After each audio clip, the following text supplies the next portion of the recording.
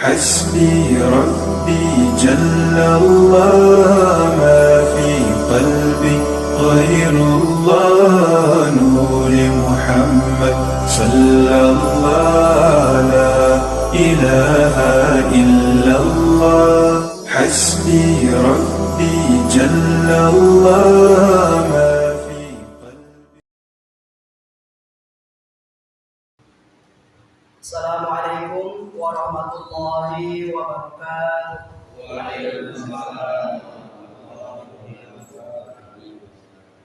Bismillah walhamdulillah wassalatu wassalamu ala rasulillah la haula wa la quwwata illa billah amma ba'du. Puji serta syukur kita sama-sama panjatkan kehadirat Allah Subhanahu wa taala. Malam hari ini kita bisa melanjutkan kembali pengajian atau kajian buat di malam Senin dengan kitab Sulatul Taufik. Mudah-mudahan apa yang kita pelajari khususnya dalam pembelajaran kajian kitab Sulatul Taufik ini mendapatkan keberkahan dan mendapat ilmu yang bermanfaat untuk kita amalkan dalam kehidupan sehari-hari. Mudah-mudahan menjadi penyelamat kita daripada di akhirat kelak, menjadi bekal yang begitu bermanfaat untuk bekal ibadah kita di dunia ini. Salawat dan salam kita sampaikan kepada junjungan alam baginda Nabi Muhammad Sallallahu Alaihi Wasallam, kepada keluarga sahabat para nabi juga seluruh pengikutnya. Insyaallah kita yang hadir pada malam hari ini mendapatkan syafaatul uzma dari beliau yaumul qiyamah. Amin ya rabbal alamin. Sebelum kita mulai, kita bacakan suratul Fatihah untuk mengarang kitab Suratul Taufik Syekh Ba'dawi. Mudah-mudahan dengan itu kita mendapat keberkahan dari apa yang beliau tulis dalam kitab ini.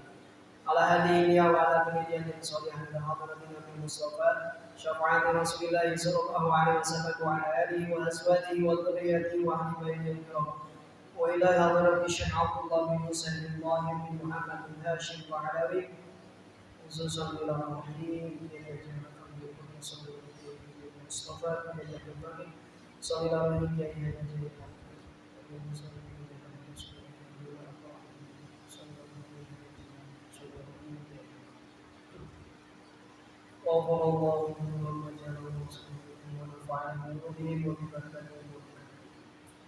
Al-Fatihah. A'udzu billahi minasy syaithanir rajim. Bismillahirrahmanirrahim. Alhamdulillahi rabbil alamin. Ar-Rahmanir Rahim. Maliki yaumiddin. Iyyaka na'budu wa iyyaka nasta'in. Ihdinas siratal mustaqim. Siratal ladzina an'amta 'alaihim ghairil maghdubi 'alaihim waladdallin.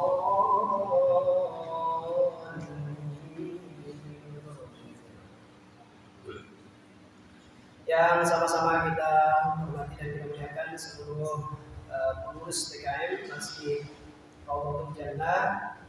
Mudah-mudahan senantiasa dalam keadaan sehat walafiat. Juga jamaah yang berkenan hadir pada malam ini dalam kajian kita kitab Suratul Taufik yang setiap malam Senin di pekan kedua dan pekan keempat. Insyaallah kajian malam hari ini kita lanjutkan mengenai bab salat ya.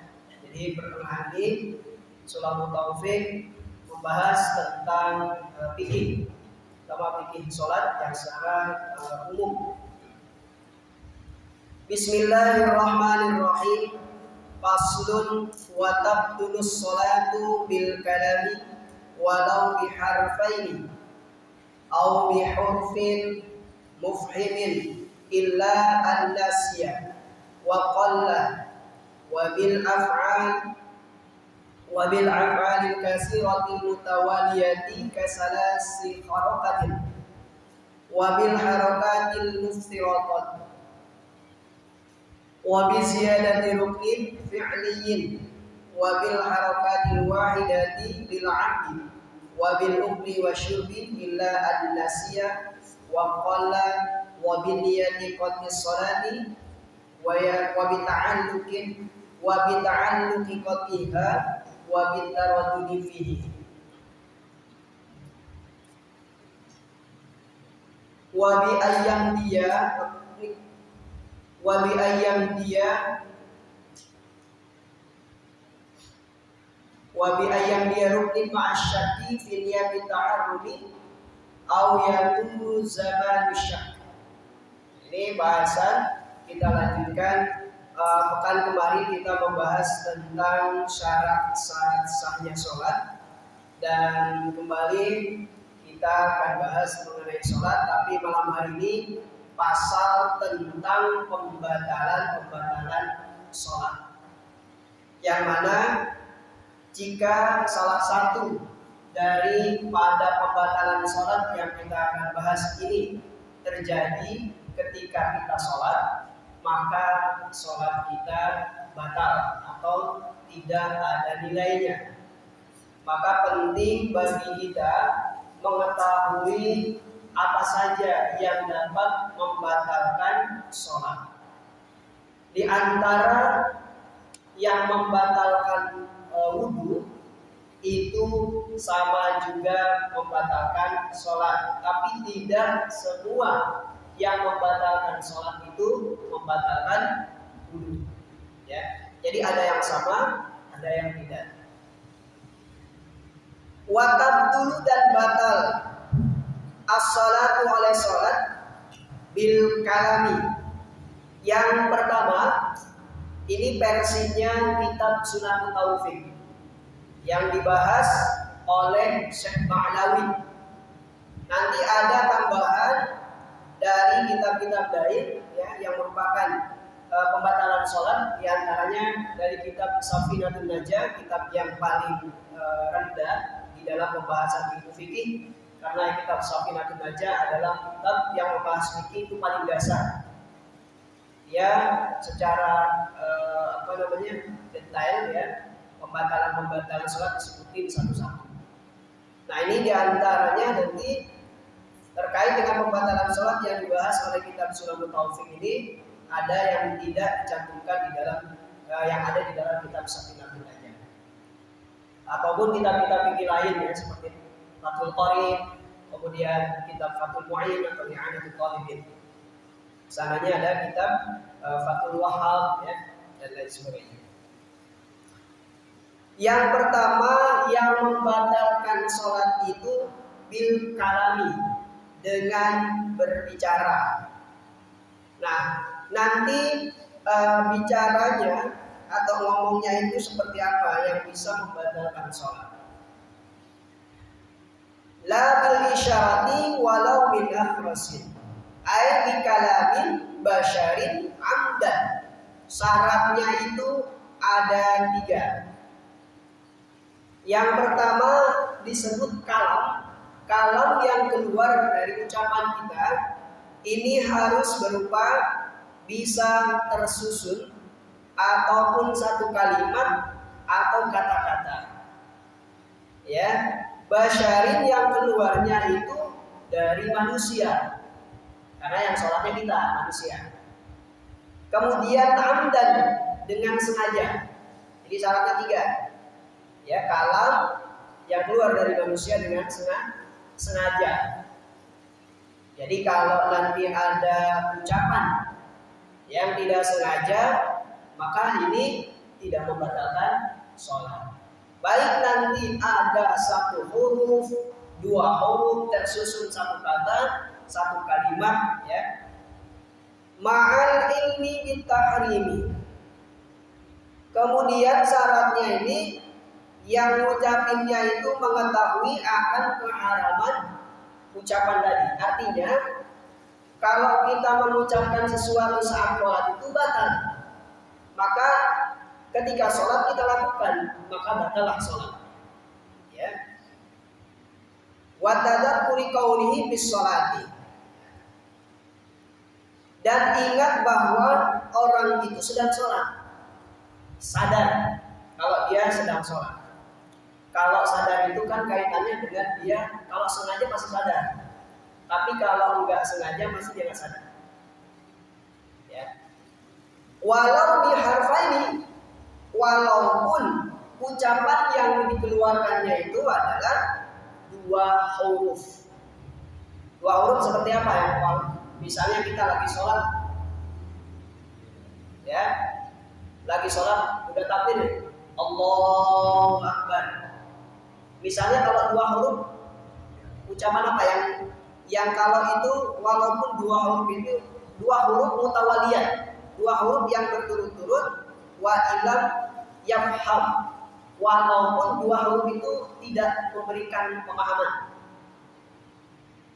Ya, misalnya kita dalam sholat setelah takbir ada yang manggil, ya, Allahu Akbar. Apa kata apa yang dua huruf? Ya, ada dua huruf ya. Ataupun au, ya, bisa lagi sholat takbir Allahu Akbar. Anaknya nanya, Pak, mainan saya di mana? Au. Nggak tahu.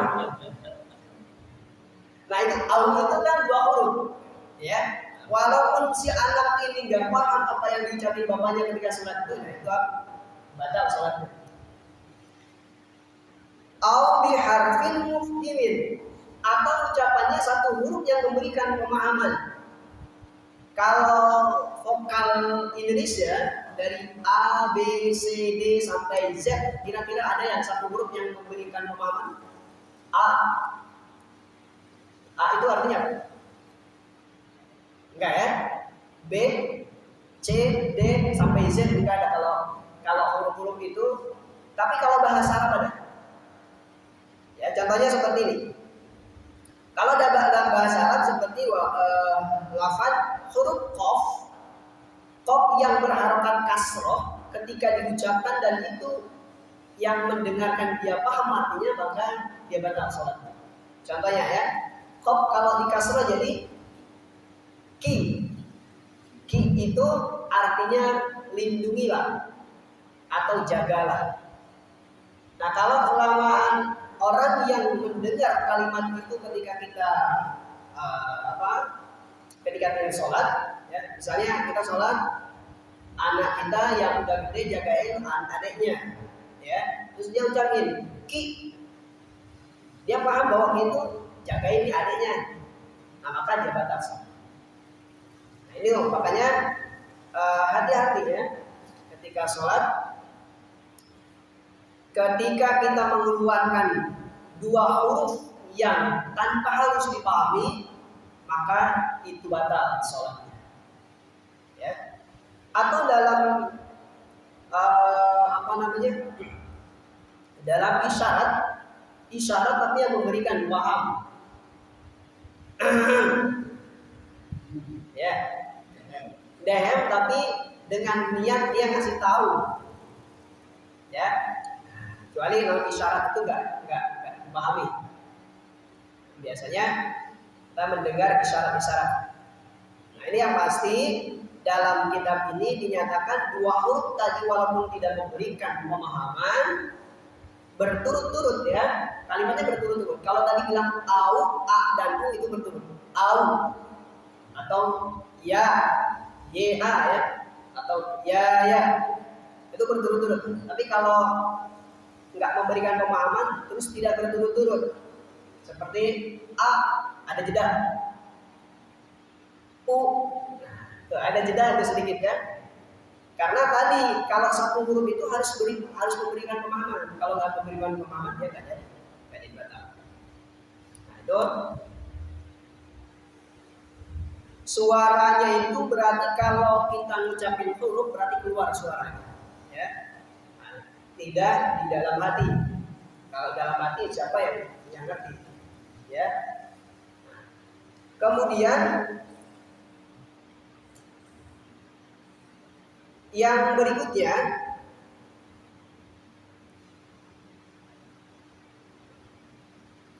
walau biharfaini au bihurfi mufhimin illa an-nasiya, kecuali kalau dia lupa. Kalau lupa itu jadi uzur sholat juga. Kita zuhur belum sholat, terus jam 11 itu kita tidur, ya, karena nyenyak saking lelahnya bangunnya jam 2, lupa belum sholat, akhirnya ngerjain yang lain tuh sampai asar. Udah asar baru ingat tuh, iya sebelum sholat, namanya lupa. Ya, karena dalam uzur sholat itu ada dua, satu lupa, kedua tidur. Itu uzur sholat. Nah ini juga illa an-nasiyah, kecuali dia kalau lupa. Kalau lupa mah masih menjadi uzur, nggak batal sholatnya kalau dia lupa. Wa qalla, walaupun sedikit. Ya, seperti satu huruf tadi, ki, padahal memberikan pemahaman tapi dia lupa. Kalau dia sedang sholat, itu tidak batal. Kemudian berikutnya wabil af'alil katsiratil mutawaliyah kasalasi harakatin. Yang berikutnya yang membatalkan sholat itu dengan pekerjaan yang banyak kemudian berturut-turut seperti 3 kali gerakan. Nah, ini yang harus dipahami dalam gerakan sholat. Gerakan sholat ini kalau 3 kali berturut-turut mutawaliyah, ya. Bahasanya kalau bahasa Arab mutawaliyah itu berturut-turut, artinya kalau berturut-turut itu melakukan yang kedua setelah yang pertama, tidak ada jeda. Contoh seperti kita kalau sholat berjamaah nih, sholat berjamaah, saya ulang yang kemarin ya, sholat berjamaah urutan softnya anak kecil itu kan belum mukallaf, belum ada beban perintah untuk melakukan sholat, kecuali kalau sudah balik. Yang belum balik, makanya di barisan pertama, barisan kedua itu kan ada barisan pertama siapa, barisan kedua, barisan anak-anak itu paling ujung, paling terakhir. Ya, jadi nanti tolong diperhatikan kenapa seperti itu. Saat ada anak-anak di depan kita, barisan pertama contoh, barisan pertama ini ada anak-anak, itu sama dengan barisan kosong. Ketika barisan ini kosong, maka yang barisan kedua, ketiga, keempat itu tidak mendapatkan pahala berjamaah. Sholatnya sama dengan sholat munfarid, sholat sendirian, karena dia kosong. Nah kalau kosong, beneran kosong, nggak ada isi, maka kita yang seharusnya, misalnya barisan pertama sini, misalnya di sebelah sini ada yang kosong, ini barisan kedua, ini kosong nih, ya. Barisan kedua yang ada percis di depannya itulah yang harus semestinya menggantikan. Kalau dia nggak paham, kita ada di barisan paling ujung, yang terakhir misalnya. Kalau di sini misalnya tadi maghrib 5 sof, kita barisan terakhir 5 sof. Di sini ada yang kosong, maka kita wajib untuk mengganti. Kalau mereka nggak paham, barisan 2, 3, 4 nggak paham, harus mengganti. Ya, cici baik, ya. Nggak dia langsung mengganti ya. Maka kita yang ada di barisan kelima harus menggantikan, maju. Majunya nggak usah lari ya, nggak usah buru-buru gitu. Nah kemudian hati-hati juga nanti kalau saat berjalan, ini yang harus diperhatikan. Kalau tangan, pergerakan tangan ini, kalau seperti ini ya, gerak. Nah ini dihitung 1. Kalau baru segini setengah, balik lagi dia jadi 1. Kalau pergerakannya 1, 2, 3, itu udah 3 kali nih, maka batal sholatnya. Kalau kaki, ya, kaki itu kalau kita mau menggerakkan, melangkah untuk menggantikan yang kosong tadi, maka gerakannya dijeda 2, 2 atau 1, 1. Jadi 3 sekaligus 1, 2, 3. Ya, jadi 1, 2 berhenti. Lanjut lagi 1, 2 berhenti. Kalau 1, 2 berarti 2 kali, nggak batal. Berhenti dulu, jeda. Langkah lagi 1, 2. Cuman 2 kali hitungannya. Kalau dari sini sampai sini kita butuh 10 kali langkah, 2, 2. 1, 2 berhenti. 1, 2 berhenti sampai 5 kali berarti. 1, 2 berhenti. 1, 2 berhenti, 1, 2 berhenti sampai sudah sampai. Nah itu tidak batal sholat. Tapi kalau 1, 2, 3, udah 3 tuh batal. Karena dia 3 kali atau lebih. Ya. Ada aja itu, saya pernah menyaksikan orang yang dia di depannya kosong, terus dia melangkah, ya. Langkahnya nggak beraturan, langkahnya langsung dia 1, 2, 3, 4, batal sholatnya. Ya. Nah, kemudian ada gerakan-gerakan anggota tubuh yang kalau kita gerakan lebih dari 3 itu gak batal. Gitu ya. Kalau kita gerakan, makanya kalau saat kita sholat terus ada yang gatal, ini caranya. Salah satunya adalah jari, ujung jari ya. Ya, ujung jari. Walaupun dia bergerak 100 kali, nggak batal sholatnya. Maka kalau saat kita ada yang gatal saat sholat, tinggal di gatal, garuk-garuk seperti ini. Jangan gini. Kalau gini nanti batal. Ya, kemudian ditaruh itu ini yang bergerak. ya, jarinya, ujung jarinya yang gerak. Yang kedua anggotanya adalah lisan, lidah. Ini kalau kita gerak-gerakan sampai 100 kali, lisan kita nggak batal. Misalnya ada orang yang sholatnya itu kayak gini, nggak usah, nggak batal sholatnya, ya. Walaupun dia bergerak 100 kali. Kemudian telinga. Ada yang bisa gerakan telinga, kalau saya nggak bisa. Telinga kan suka ada yang bisa gerak-gerak, itu ya, ke atas, ke bawah, ke atas, ke bawah, ke atas, ke bawah. Kalau dia sholatnya gerak-gerak terus sampai 100 kali, nggak batal sholatnya. Ya. Kemudian bibir, bibir nih, bibir kalau kita gerakin dari seperti ini, waktu sholat, nggak batal. Ya, itu. Ujung jari, kemudian kelopak mata. Ada sholat ini, gerak-gerak matanya itu, ya, nggak batal. Yang terakhir kemaluan. Kemaluan kalau kita lagi sholat gerak-gerak nih. Pengantin baru suruh sholat ya. Nah, kecuali kalau dia mengayal, bahaya. Kalau dalam sholat mengayal, jangan ya. Kalau dia sholatnya gerak-gerak itu kemaluan, walaupun geraknya banyak itu tidak membatalkan sholat. Jadi itu diantara anggota badan yang kalau bergerak saat sholat lebih dari 3 kali tidak batal sholat.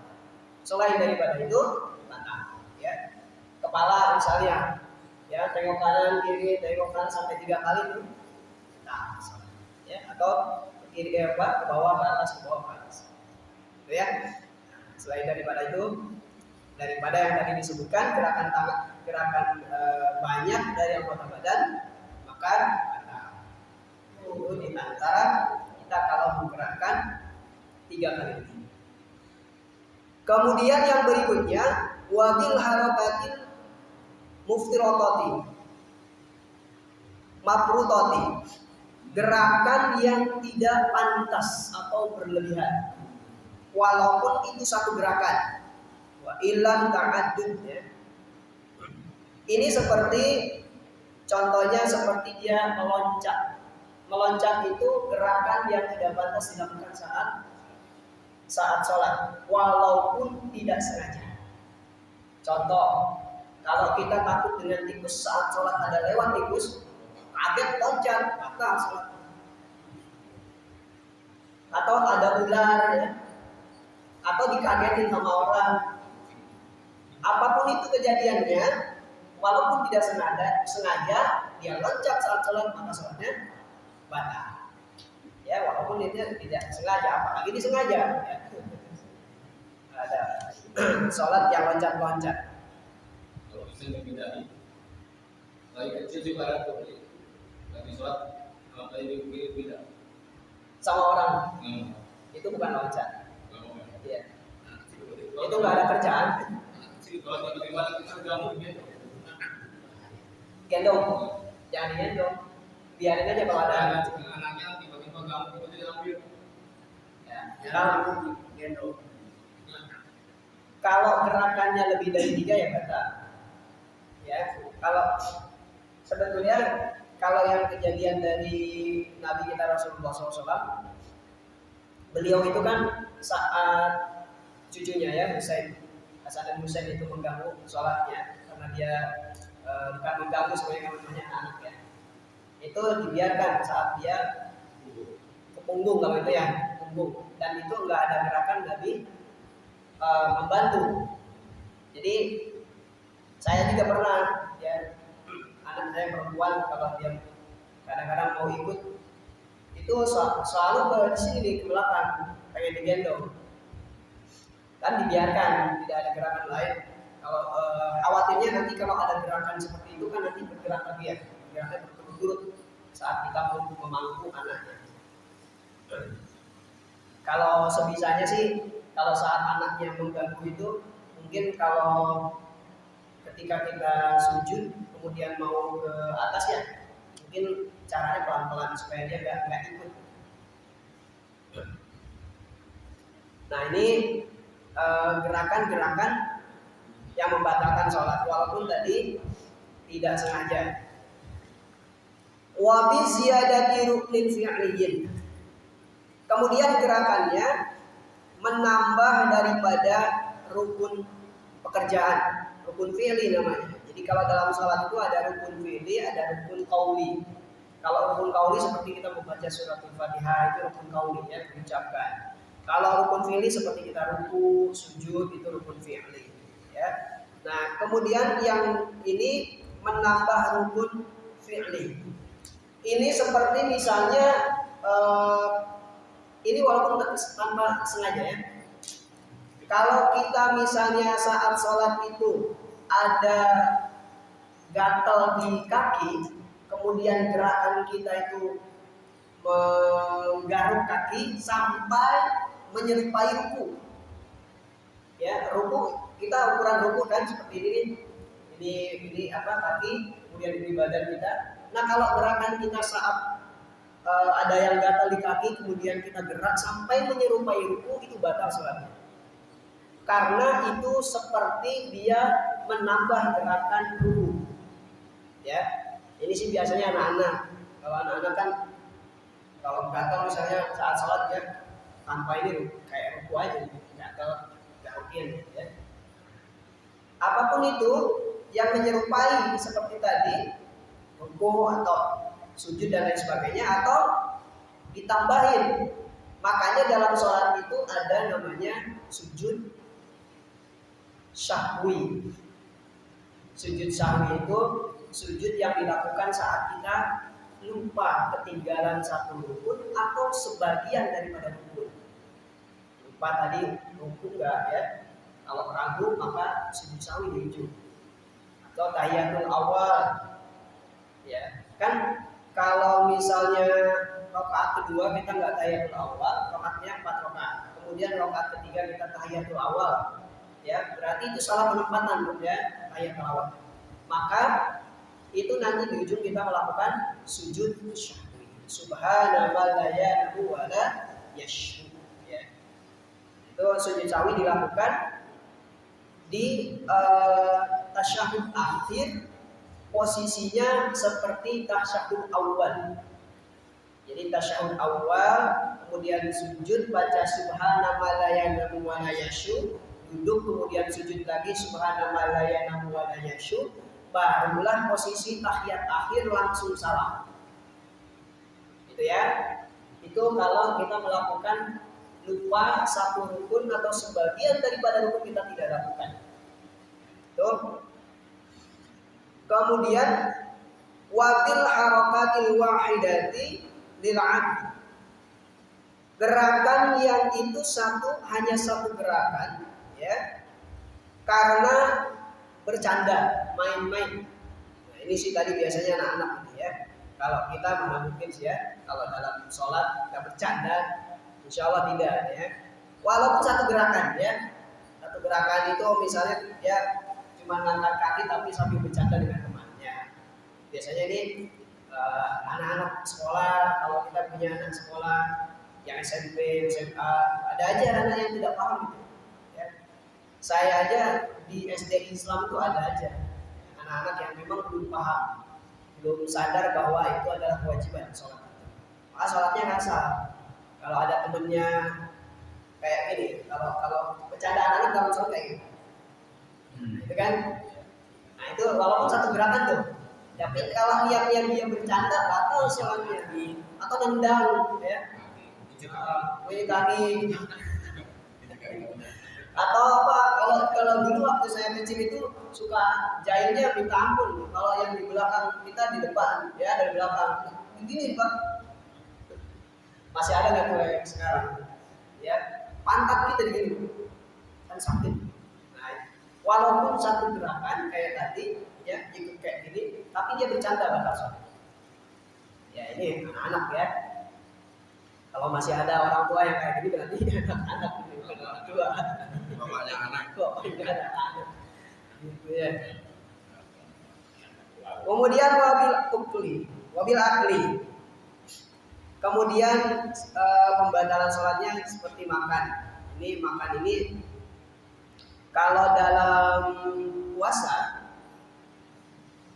kita lupa makan. Mudah-mudahan sih kalau dalam puasa ingatnya itu setelah minum, Pak. Makan ya, makan nasi satu piring sama rendang lengkap dengan lalapan sama sambal. Habis minum baru lupa, oh iya saya puasa. Kalau puasanya puasa fardu wajib, bukan puasa wajibin aja. Kalau lupa ya, makanya doanya mudah-mudahan lupanya setelah minum. Kalau sebelum minum setelah minum. Ya, habis makan, selesai makan, habis makannya belum minum, baru ingat, waduh saya puasa, belum minum puasa.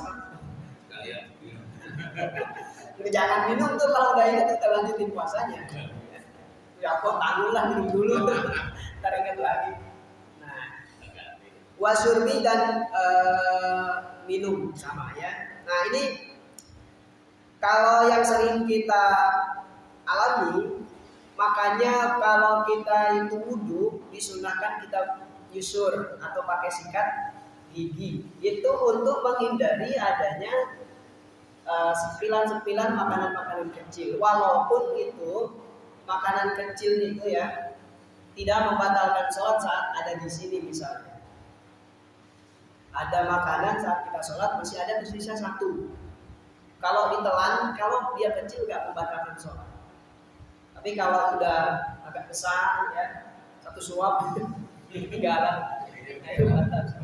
Ya, walaupun seperti itu, tapi bagusnya itu memang ada fungsi dalam baju itu dia punya saku di sebelah sini. Ini fungsinya itu ada yang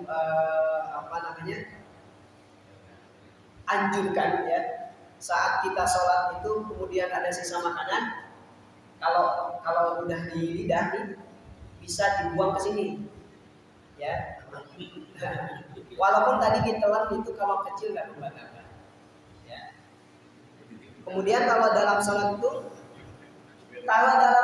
dia kira-kira kalau makan bisa nggak kejadiannya dia lupa? Bisa tapi jauh sih mungkin ya. Sholat lapar makan dulu. Kalau kejadiannya makan seperti itu pasti dia sadar. Kebanyakan dia sadar. Kalau sadar berarti sengaja. Ya. Kecuali kalau ada orang yang jahil masukin makanan juga saat sholat. Ya. Itu yang ini itu berdosa. Illa an-nasiyah, kecuali kalau lupa. Kalau lupa ya, saat kita sholat lupa makan, minum itu nggak batal. Ya. Tapi kayaknya jauh mungkin kita kalau pas sholat lupa makan. Ya. Tapi mungkin karena penjelasannya di sini dilengkapi dengan ilah an-nasiyah, pasti dulu pernah terjadi ini. Ya. Ada orang yang lagi sholat, terus dia makan, lupa kalau dia lagi sholat.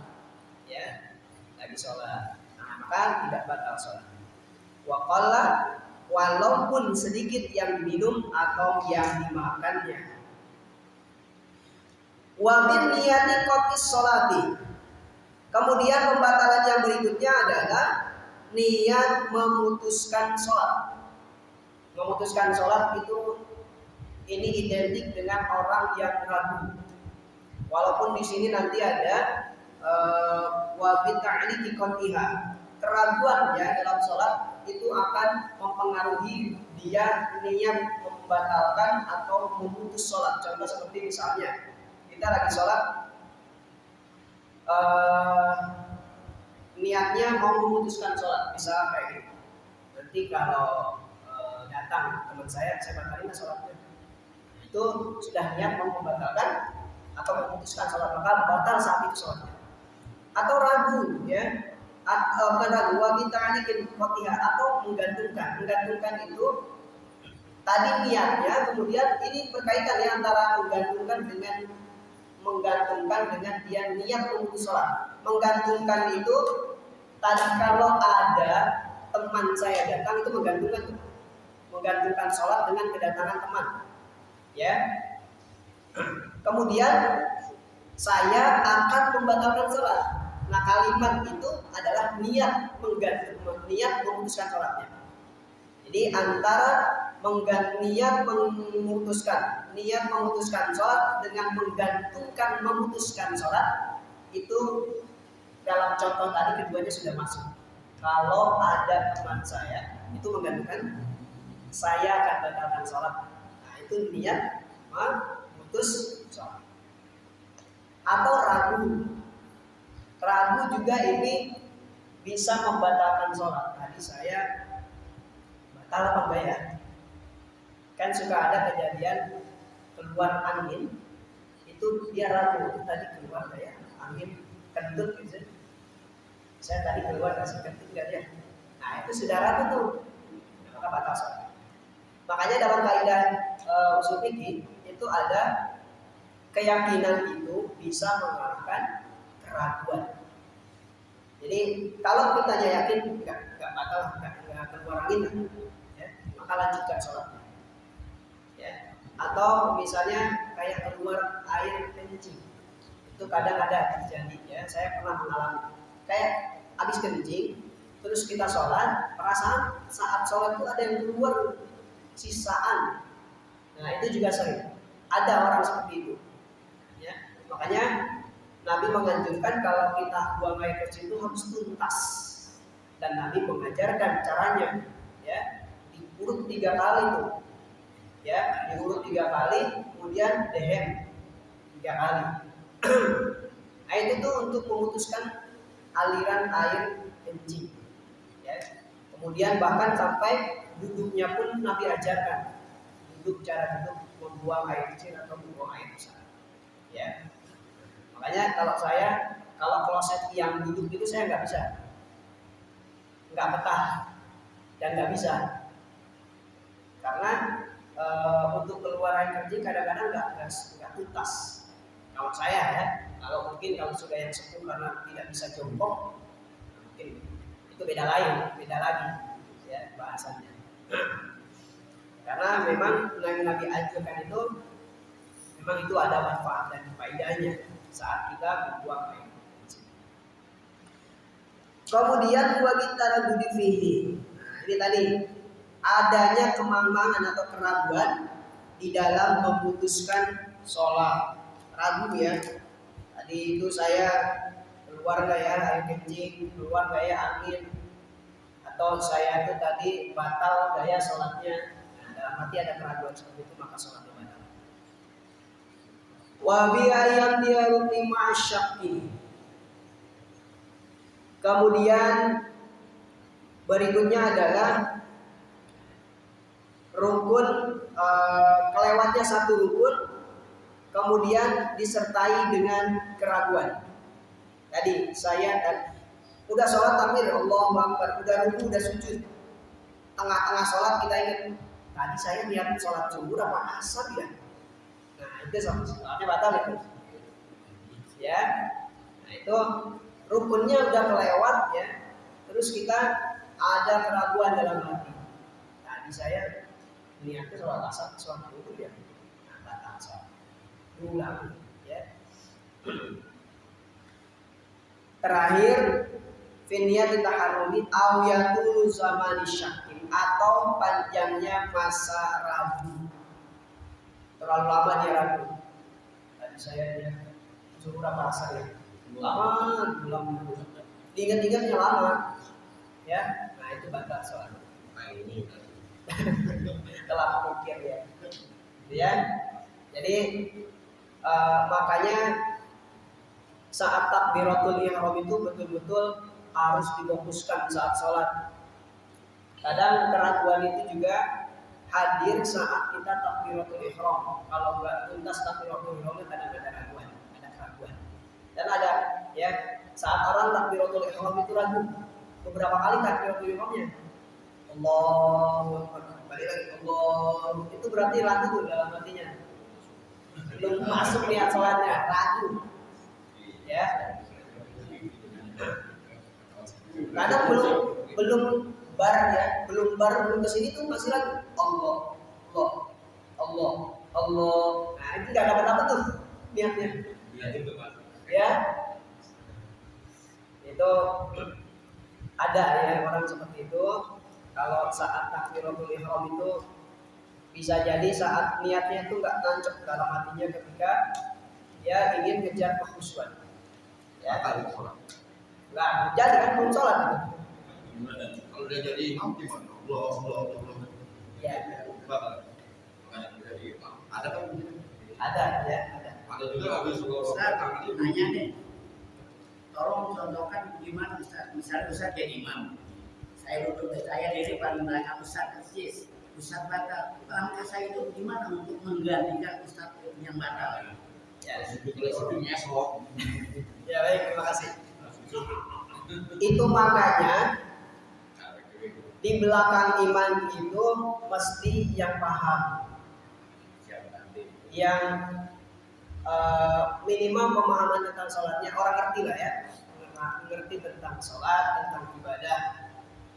Kalau ngerti dia saat kejadian seperti itu, saat kita imam terus kita batal, ya otomatis kita menghindar kan, keluar dari sholat. Maka kalau orangnya sudah paham ngerti agama, dia pasti langsung ganti.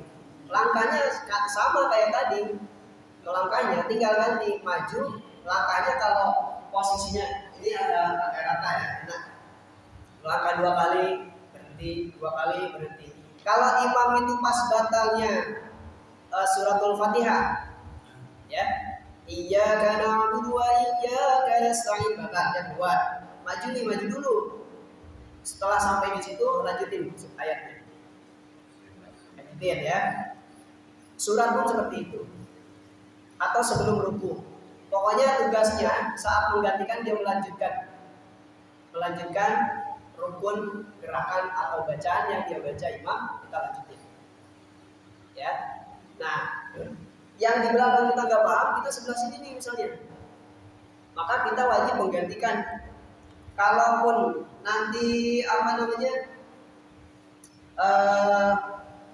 saat dia mau kesini kan harus belok ya, nggak apa-apa, rada miring jalannya.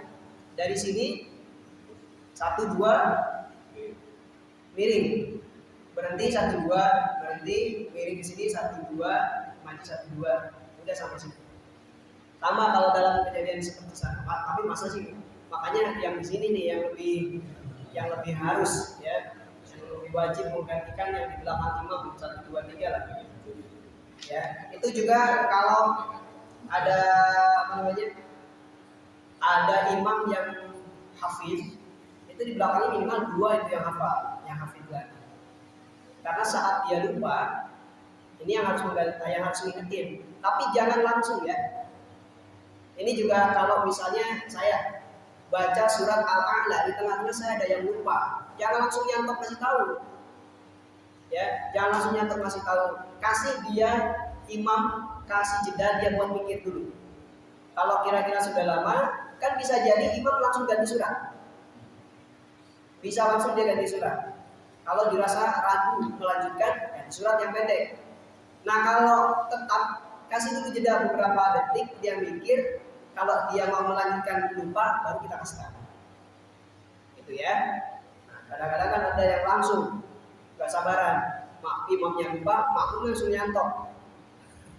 Malah itu ngagetin, tidak membuat dia langsung ingat ya kalau kejadian seperti itu. Jadi malah lupa. Saya pernah waktu Ramadan, bukan lupa karena kita pakai Quran ya, karena ajarnya itu surat Ali Imran, ada yang ngeblank waktu itu, padahal gede. Kadang-kadang mata saya kalau ini hurufnya ngelebar gitu, Terus kalau saya giniin lagi, nyatu lagi tuh, kelihatan lagi. Tapi saat saya mau konsentrasi lagi fokus, udah ada yang nyontok di belakang, jadi dia habis. Udah yang nyontok kaget juga saya. Ya. Nah kemudian tambahannya dari kita Safinatul Najah di antara pembatalan sholat itu saat kita tersingkap. Kalau tersingkap, kalau nggak buru-buru ya, buru-buru ditutup itu batal. Atau ada tai kotoran yang basah, kalau nggak langsung sentil itu batal. Antar aja lah sayang ya, langsung sentil. Kalau kering ya. Nah kalau tersingkap itu termasuk kalau kita sholatnya pakai kaos di belakang. Biasanya ini yang pas ruku, pas sujud kelihatan di belakangnya lagi. Kaosnya lepas ya. Terus pas ruku sujud dia kelihatan, batal sholatnya. Itu. Hati-hati kalau kita saat sholat pakai kaos, mendingan dimasukin kaosnya lebih aman. Atau yang agak lebar ke bawah, agak panjang. Karena sama baju koko juga sama, hati-hati. Karena auratnya laki-laki kan dari lutut sampai pusat. Kalau di antara itu kebuka, maka sholat batal. Itu ya. Itu di antara pembatalan sholat. Mudah-mudahan bisa dipahami. Kalau nanti ada yang belum dipahami, nanti kita diskusi setelah sholat. Ya, mudah-mudahan bermanfaat dan kita lebih hati-hati dalam melakukan sholat. Mudah-mudahan selama ini sholat kita diterima oleh Allah Subhanahu Wa Taala. Sholat kita dalam keadaan khusyuk ya, walaupun kita terus berusaha untuk khusyuk ya, belum bisa khusyuk. Kadang sholat kita ini masih bisa terganggu oleh hal-hal yang alien dunia ya, ingat hutang ya, ingat cicilan apapun itu, itu biasanya sholat kita ya. Ingat diri. Mudah-mudahan ada manfaat dan berkahnya, bisa dipahami dan kita bisa amalkan. Kita lebih bisa hati-hati dalam melaksanakan sholat. Sholat yang kita lakukan dari semenjak kita balik sampai hari ini mudah-mudahan senantiasa diterima oleh Allah Subhanahu Wa Taala. Demikian yang bisa disampaikan. Wallahul muwaffiq ila aqwamit thoriq. Wassalamualaikum warahmatullahi wabarakatuh. Waalaikumsalam.